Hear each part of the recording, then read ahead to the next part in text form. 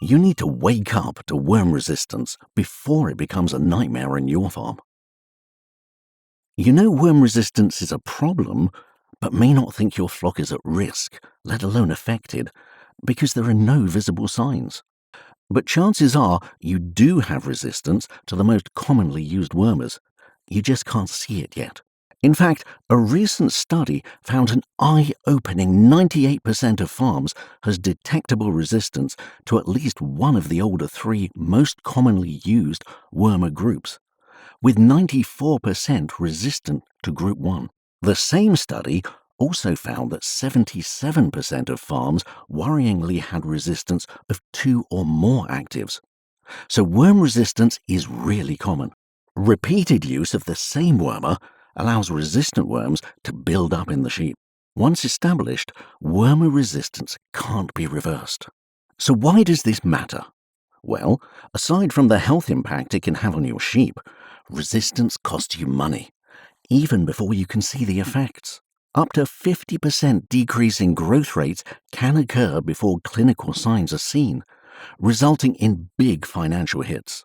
So now do you think it's time to wake up to worm resistance before it becomes a nightmare on your farm? We have some simple worming do's and don'ts to help. Don't use the same wormer group repeatedly. It will be ineffective against the resistant worms left behind from the last treatment. Don't dose and move. This just takes worms that have survived the treatment, i.e. resistant worms, to the new pasture. Waiting a few days after treatment before moving is important to stop only resistant worms contaminating the clean pasture. Don't wait until resistance is a visible problem before changing your worming approach. Act now. Remember, by the time you can see the effects of resistance on your farm, the resistant worm population is well established, and the longer it goes unchecked, the larger and more resilient it becomes. Once established, wormer resistance can't be reversed. Do worm strategically. Only worm your lambs with a Group 1, 2, or 3 wormer when needed, and replace one dose of your current wormer with one of the newer groups. For example, Group 4 Monipantal Zolvix in the latter part of the grazing season.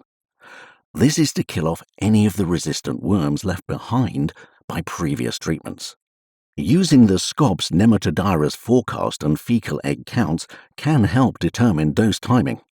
Do give an effective quarantine treatment for new and incoming animals by worming all new arrivals with one of the newer groups, for example, Group 4 Monipantal Zolvix.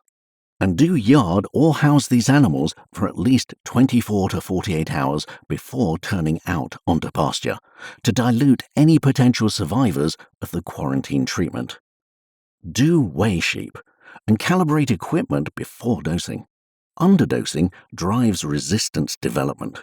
You can reduce the risk though. Wake up now and don't sleepwalk into the problem of worm resistance by incorporating Zolvix in every flock. Use once a year in lambs as a break dose, and for all incoming stock, routine quarantine treatment, and on farms with confirmed resistance issues. Wake up to worm resistance.